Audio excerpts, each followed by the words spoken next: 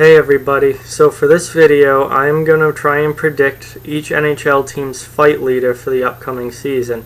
So I went through all the team's rosters and I picked the guy that I think is going to lead the team in fights, and then I picked 2 or 3 other guys that could will also have a decent number of fights and could possibly take over as the fight leader. Now I'm using the rosters as of last night. So if there's any trades or anything, obviously that changes things. But the rosters, at least for the beginning of the season, are pretty well set. So without further ado, first up is Anaheim, and I think without a doubt Jared Boll is the leader in Anaheim. He might not be an everyday player, but he's going to see a good number of games, and he plays in one of the toughest divisions, the toughest division in the NHL, so he's certainly going to get some action. I think 12 to 14 fights. Also, Kevin Bieksa and Josh Manson will have a decent number of fights. Both of those guys are tough defensemen, and they're going to put up numbers too in the fight category. Second, Arizona.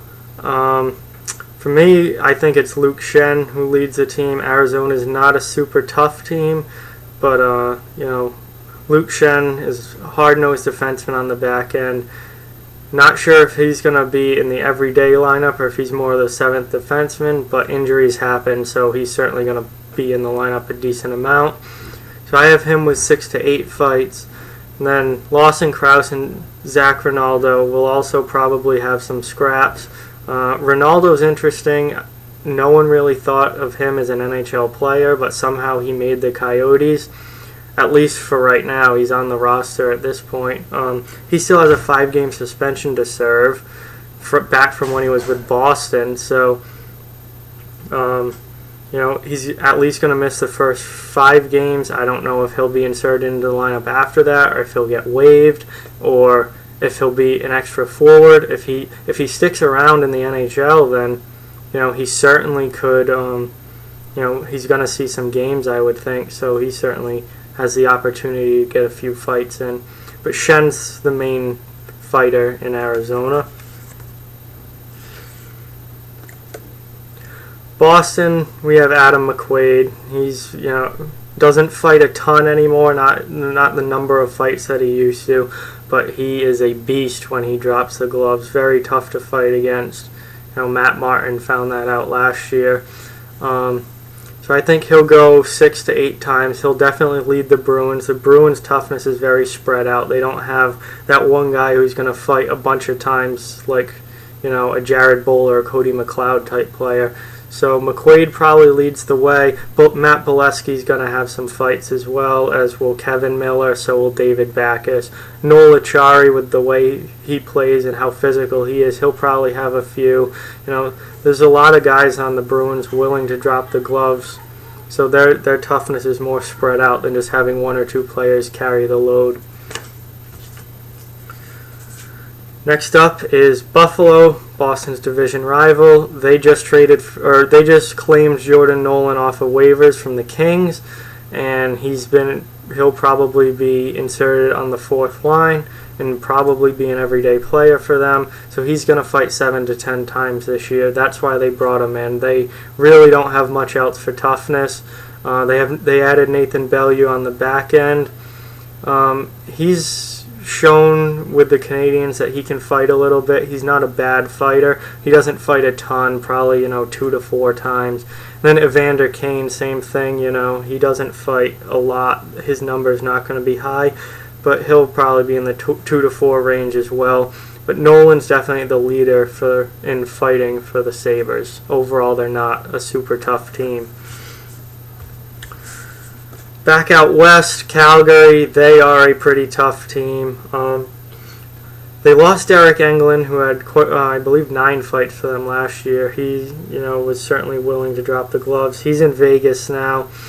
So I think Michael Furlan takes over as the top fighter. He'll probably go 8 to 10 times this year. He's, a power forward, a kind of a pest, but not really the rat type. He's big and he's definitely willing to drop the gloves. They also signed Tanner Glass. I'm not sure how much time Glass is actually going to see in the lineup, but he certainly is. He's one of the old-time true fighters. So he'll certainly if he's in the lineup, drop the gloves. And they added Travis Hamonic on the back end, who is a pretty hard-nosed defensive defenseman, and he's going to have to scrap a few times for sure. So Calgary's pretty tough. They have a decent lineup. They also have Matthew Tkachuk, who fought I believe 4 times last year, and he's with his pesky style of play. He really rubs opponents the wrong way. He's certainly going to be fighting this year as well. Carolina, probably the softest team in the league.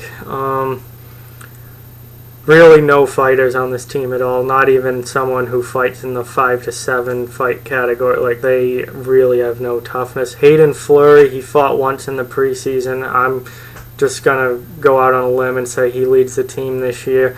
Right now he's penciled in as as a bottom pair defenseman. He hasn't really been an NHL defenseman yet to this point, but if he sticks in the lineup, then he'll probably have 2 to 4 fights this year, and that will be plenty to lead this team. This team really is lacking in the toughness category. Jordan Stahl, he led the team last year with 3 fights. Assuming he goes 1 or 2 times this year, he'll be one of their main fighters, even though he only fights once or twice. And then Phil DiGiuseppe, he's shown that he's been willing to drop the gloves in the past, in the preseason and in the regular season. He got waived, but injuries happen. If he'll probably be one of the first forwards to get called up.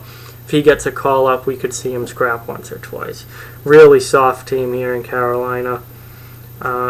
People, they have a bright future. Their top 4 defense is great, but they need someone in the lineup that can protect some of their players. Otherwise, other teams in that division are just going to roll right over them.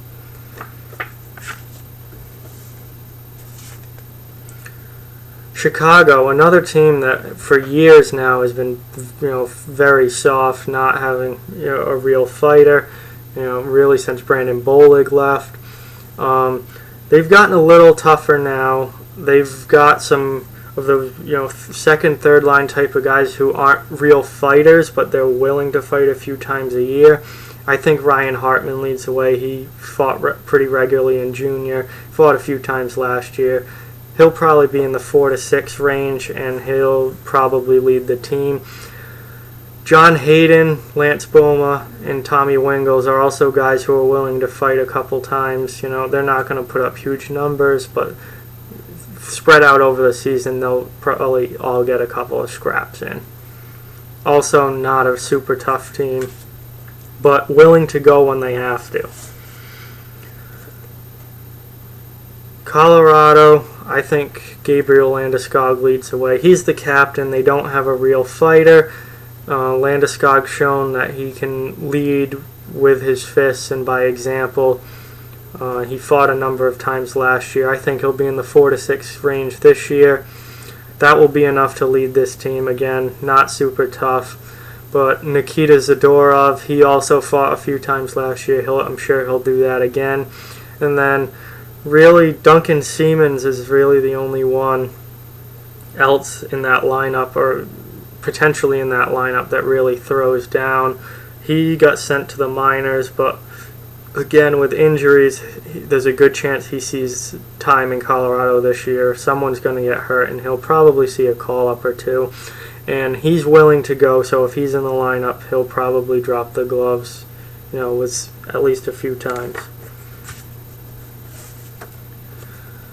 Columbus, well, originally, when I was looking at this, Columbus's leader was going to be Brandon Dubinsky, but they finally re-signed Josh Anderson.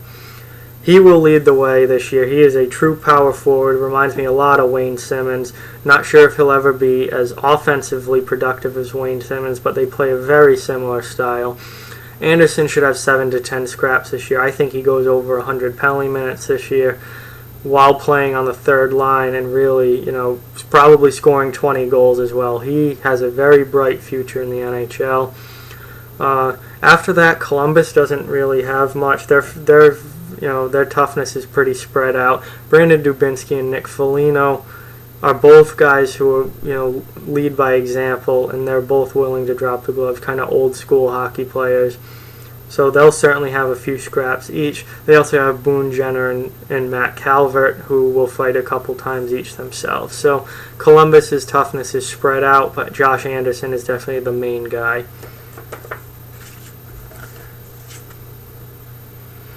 Dallas, it's definitely Antoine Roussel. He'll probably fight double-digit times this year.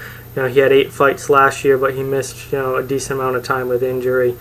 Dallas also wasn't very good, so they by mid-season their games didn't really mean much. I expect them to be a lot better this year, so their games will mean more. The games will be more, have more on the line, be more intense, physical, and Roussel's going to drop the gloves. So double-digit fights for him. Other guys that fight, Curtis McKenzie, he got sent to the minors, but again, he's a kind of a grizzled old veteran. He'll get a call up when someone gets injured in the bottom 6. He's a good fourth liner. There's just no room on the roster for him at this point, but I expect him to get a call up, and he's more than willing to fight. Jamie Oleksiak on the back end, more than willing to fight. Doesn't put up huge fight numbers, like as in total number of fights, but he's a big, tough guy, so when he does fight, it's a real fight.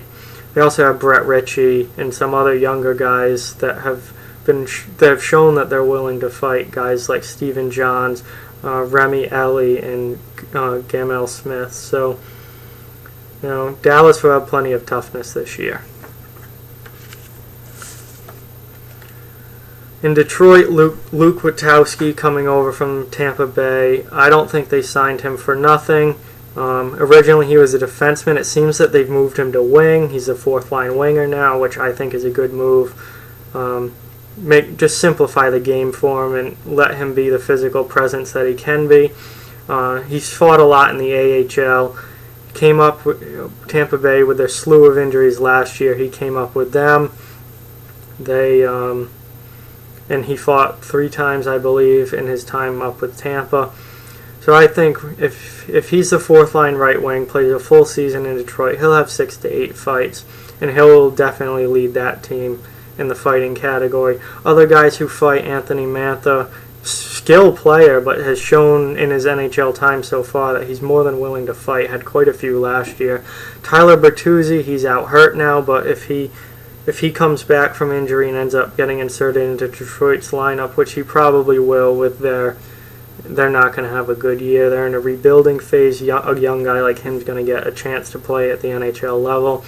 He's shown that he can scrap. And then Justin Abdelkader, not a huge number of fights for him really ever, but he has shown, there was a time where he was really the only guy in the Wings roster that would drop the gloves, even if he only had 3 or 4. So he'll probably have a couple this year. Edmonton, for my money, is the toughest team in the league without a doubt. Up and down the lineup, they have guys willing to fight. I think Zach Kassian leads the way. Pat Maroon led the team last year. I think Zach Kassian does this year with 10 to 12 fights.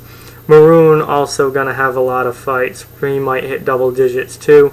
Darnell Nurse, bottom pair defenseman, but really tough kid. He's going to scrap a few times. And Milan Lucic, he does not fight as much as he used to. I think guys don't want to fight him as much as when he was younger. They know how tough he is now. They don't want to deal with him. So, but he'll still at some point end up scrapping probably 5-6 times. So this team is very tough. Probably will lead the league in fighting majors. They're tough up and down the lineup. Florida, not an overly tough team, but not the weakest that we've seen by a long shot. They added Michael Haley in the offseason. He's probably an extra forward at this point with some young guys making the team. But again, no team stays healthy throughout the whole year. So if someone gets hurt, he comes in the bottom 6. He showed an extreme willingness to drop the gloves last year with the Sharks. He fought 16 times, which was top 5 in the league. Pretty much, if he was in the lineup, he was looking for a fight. and I don't expect anything different this year. When he gets a chance to play, there's a good chance you're going to see him fighting someone. So I have him, 12 to 14 fights this year. He'll probably be near the top of the league. Other guys in Florida, Derek McKenzie, grizzled veteran, real leader, captain. So he'll fight a few times. And then Alex Petrovic on the back end, he'll fight a few times. He's not someone who's going to put up double-digit fight numbers, but he'll probably have 4 or 5, somewhere around there.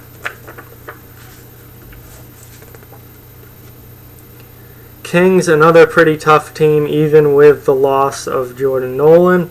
Kyle Clifford, he's been the enforcer in LA for years now, very good at what he does. Decent hockey player too, not just a fighter. He can play, which is why he's stuck around for so long. I expect Clifford to have 10 to 12 this year. That's pretty average numbers for him. LA plays in a very tough division, so there's going to be scraps, there's going to be nasty games, and they're going to get their chance to fight. Other guys, Curtis McDermott, he fights a lot. He's fought a lot in the AHL. This is his first chance at the NHL level.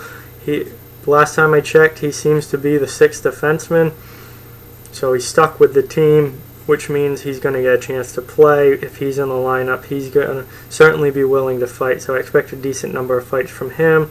And Andy Andreoff, he's an extra forward at this point, but again, he'll be inserted into the lineup if someone gets injured, and that's certainly, he's certainly willing to fight. He fought quite a bit in the American League, has fought quite a bit in his NHL career, so he'll probably have a decent number of scraps this year too. Minnesota went from being one of the wimpiest teams in the league just a couple years ago to now having some decent toughness. Chris Stewart he fights a lot. He's a good player as well. I think he's overrated as a player. He had 1 or 2 really good point years, and people kind of started overrating him as a hockey player. He's a bottom 6 guy, but he still can give you double-digit goals, which is good from a bottom 6 winger. He could easily get 30 points, 40 points even. But he'll have 10 to 12 fights. And then they brought in Marcus Foligno to help Stewart. Stewart was pretty much Minnesota's only fighter last year. So they brought in Foligno. He fights, just as much as Stewart. He could easily be in that 10 to 12 range too. They'll probably, their numbers will go down a little bit because each guy was their main fighter for their team last year. Now that they're on the same team, they can kind of swap fights and pick and choose when they go. They'll both have a decent number. And then Curtis Gabriel, he's in the minors at this point, but Bruce Boudreau loves him. Really good bottom 4th liner. When people get injured, he's going to be one of the first guys to come up. And he's a real fighter. He's a tough kid, so he'll have some scraps this year too. Montreal, well, hold on Montreal. They just made a trade today. They traded Zach Redmond, a defenseman who was not going to play, to Buffalo for Nicolas Delorier. Delorier got sent down by Buffalo. Not sure if he'll see any time in the NHL or if he'll be an AHL guy. He'll probably be a call-up if someone gets hurt. Maybe they stick him on the 4th line and he's their toughness for the year.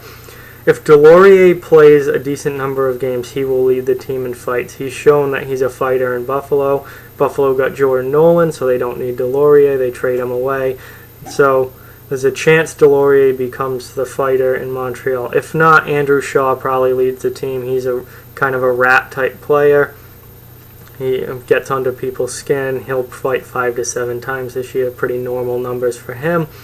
Michael McCarron, not sure, I could almost take a slash and put Nick Delorier next to his name. With the addition of Delorier, McCarron becomes mostly an AHL guy. He saw NHL time last year, but that was when people were injured and he was, a call-up. I thought he was going to be a call-up this year, but the addition of Delorier means Delorier might have taken that spot and McCarron gets pushed further down the depth chart. So he's a willing fighter, but he might spend a lot of time in the AHL this year. And then Shea Weber, tough big, tough, old-school defenseman, but doesn't fight a ton, but can if he has to. I don't expect a lot of fights from him this year, but maybe 2 or 3 if someone really gets under his skin or takes a cheap shot at a teammate. Nashville, they're another very tough team. They were very tough last year, finished second in the league in fighting majors, and I expect they'll be near the top again this year because they have 2 legit fighters. Cody McLeod is an old school fighter. Like, that's what he does. He drops the gloves. Not sure if he'll be in every game or if he'll be more of a depending on the matchup type guy, maybe an extra forward who comes in if they're playing another tough team. That's probably what he's best suited for. But when he plays, he's probably going to fight. So I see 12 to 14 for him. He had 19 last year, split between Colorado and Nashville. He's not switching teams this year, so that number will probably drop. 12 to 14 is probably a good number to think McLeod will get. They also have Austin Watson, who was never really a fighter until last season. He completely changed his game to earn a 4th-line roster spot. Became a physical presence, a willing fighter, and he had quite a few last year. I think he obviously wants his job, so he's going to keep fighting this year.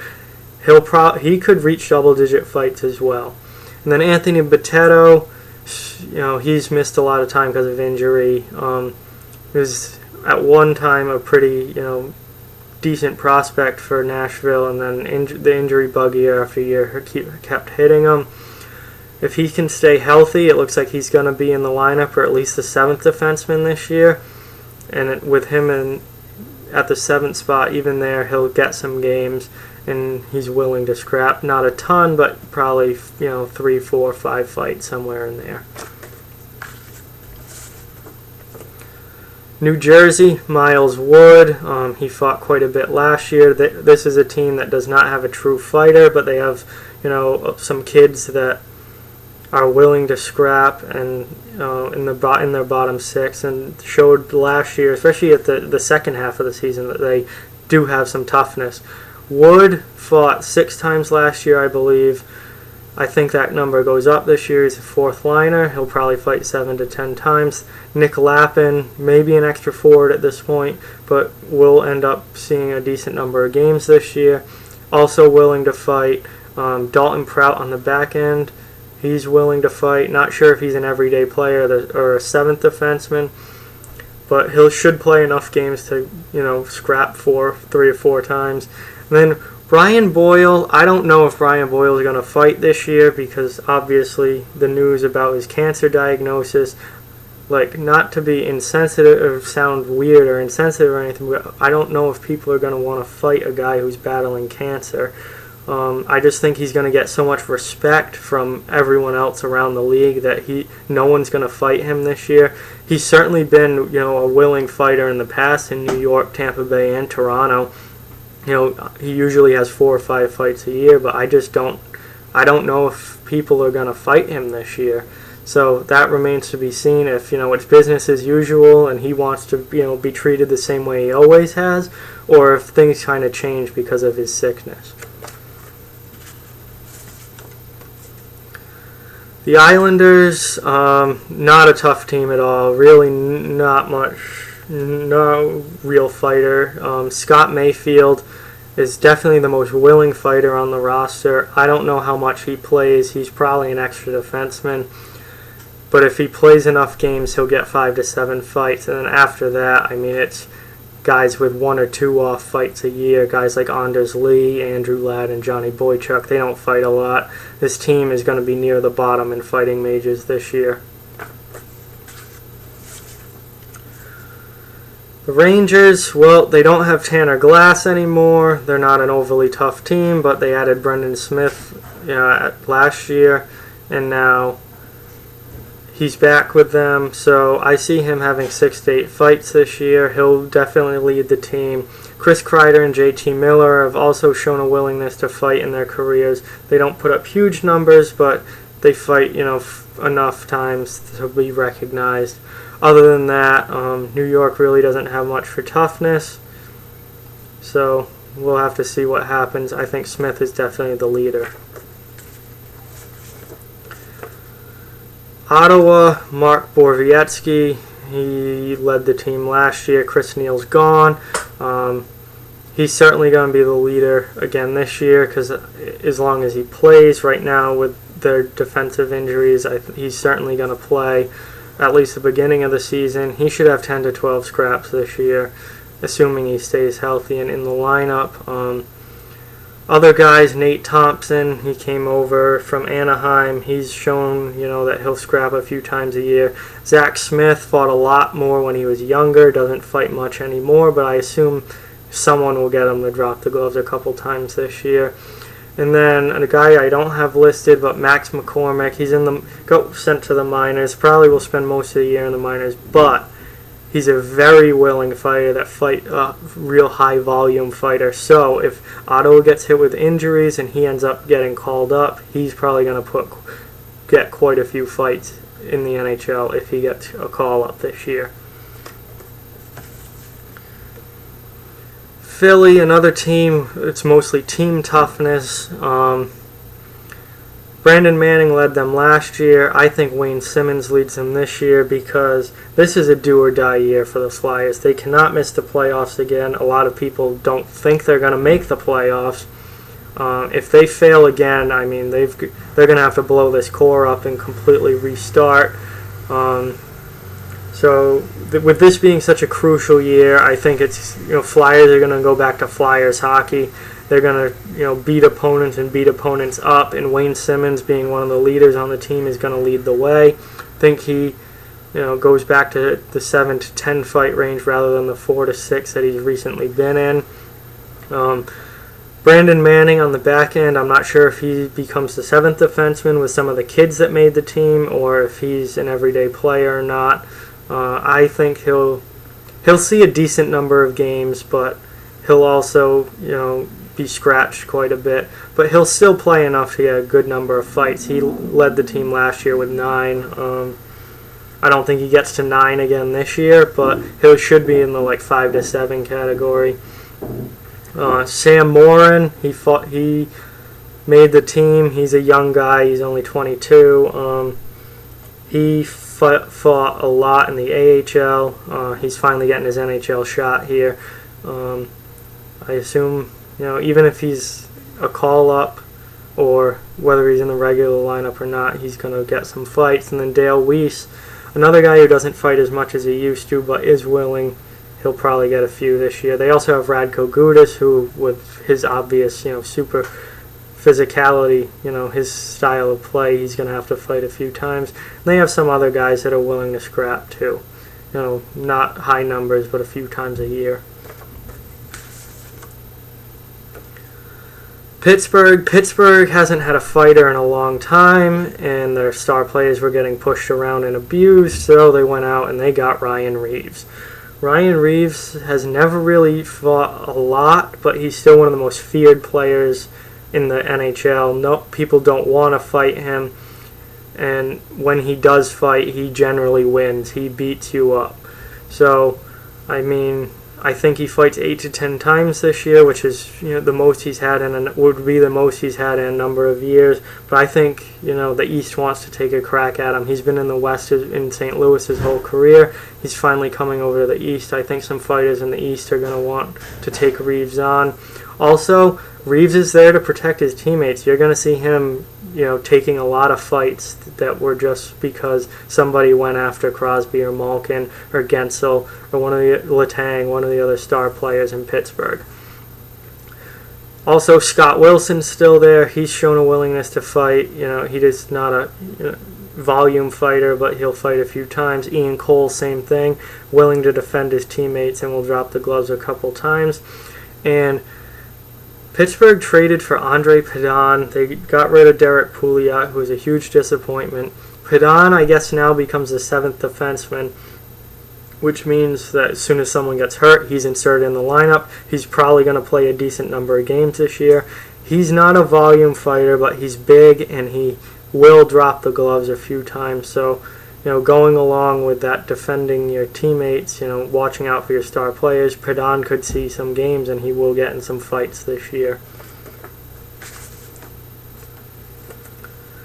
San Jose, yeah, they're like Carolina. They really have no one that fights. And Carolina are gonna, the Islanders too, will be really, fighting it out for the fewest fights in the league this year. Brendan Dillon is really the only willing scrapper on the roster right now, and he doesn't fight a ton. He's just big, and he will defend people if he needs to. He usually fights about 4 times a year. I mean, he's the only one in San Jose even willing to drop their gloves at this point. So I assume he'll fight 4 to 6 times. Other than that, I have no idea. Brandon Bollig and Brandon Mashinter both got sent to the minors, but I assume that one of them will end up playing a decent number of games in the NHL this year. Teams don't stay healthy. There's going to be injuries. When an injury happens, they're going to need to call someone up to play in the bottom 6. They're also going to need some toughness. I don't think Peter DeBoer is that stupid. So I think one of these guys will be a regular call-up and probably play a good number of games. They're both willing fighters. Bollig probably more of a fighter than Mashinter, but both will drop the gloves. Whichever one gets called up, or both, depending on how the season goes, will have some fights. But they're both in the minors right now, so looking at the current roster, Brendan Dillon's the only guy in San Jose. St. Louis, Chris Thorburn made the team. He was in Winnipeg last year, and that he played a lot in the first half of the season, not so much in the second. He got signed by St. Louis because they lost Ryan Reeves, and he made the team. He'll either be an extra forward, inserted in the lineup depending on the matchup, or he'll be the everyday fourth line, winger. I think he fights 8 to 10 times this year. He's going to see a decent amount of time, especially with all the injuries in St. Louis. So he'll be their main fighter. They also have some other guys willing to scrap. Robert Bortuzzo fought a lot in Pittsburgh, not so much since he left Pittsburgh, but he's still willing to go. Joel Edmondson is a big kid, willing to go, doesn't fight a ton, but will, especially to defend teammates. Kyle Brodziak fights a little bit. Braden Shen will fight a little bit. They have guys who are willing to go.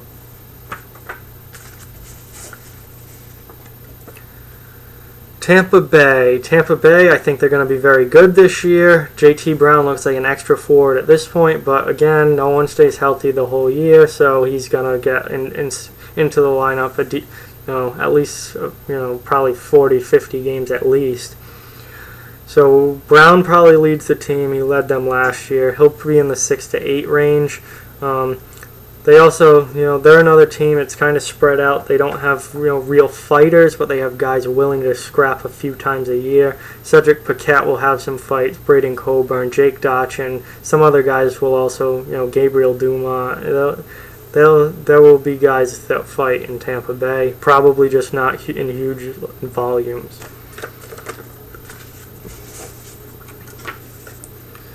Toronto has one fighter. They have their enforcer, Matt Martin, and then after that, the toughness really dips off.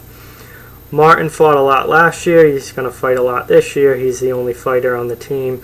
He's there to defend all the young star players that Toronto has. He needs to defend them, make sure that they don't get hurt, because Toronto should be making a playoff run this year, a deep playoff run this year.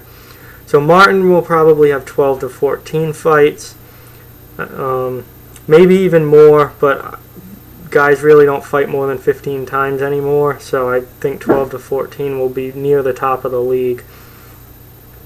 Other guys that fight, Leo Komarov, he's kind of that pest rat type player, but that style of play gets guys after you, and he's going to have to scrap a couple of times. And then Nazem Kadri, same thing. He's shown that he's willing to fight, 3-4 times a year, and I think he'll continue that this year. Vancouver, I had Andre Pedon on the list, had to cross that out because he got traded. That leaves really only 2 fighters in Vancouver, unless, they really suffer some injuries and they get deep down the depth chart, and guys like Michael Chaput and Joseph LeBate end up coming up. Those guys will scrap. But with the roster the way it is now, Derek Dorsett is going to lead the team, assuming he stays healthy. With 10 to 12, he's always been a willing scrapper, from his rookie year all the way through now. That's what he does. He's a pretty decent player, too, but very willing to drop the gloves. And then Eric Goodbranson on the back end, big guy, hard-nosed, old-school defenseman. He's, kind of slow. He gets knocked a lot. A lot of people don't like him. But I think he's a solid, bottom pair defensive defenseman, and he's willing to scrap. Vegas, Derek Englund, they really don't have much else, they don't have another pure fighter. Derek Englund came into the league with Pittsburgh, fought everybody, fought all the heavyweights, was really tough. Went to Calgary, his fight numbers dropped, but when he did fight, it was still against, real tough guys. He's going to be needed in Vegas to make sure that they don't get pushed around. He's going to have double-digit fights this year. I think he'll be in the 10 to 12 range, and that will easily lead the team. Brayden McNabb is another guy, defenseman coming over from Los Angeles, willing fighter. He'll probably be in the 6 to 8 range. And then Pierre-Edouard Bellemare showed in Philly that, in emotional games, or if the team needs a jolt, or if a teammate needs to be protected, he can drop the gloves, and he'll probably have a couple scraps this year. Washington, Tom Wilson, he will lead the way this year. Suspended for the first 4 games for boarding, not surprising. This guy plays on the edge. He's very physical guy. Really, other teams cannot stand him.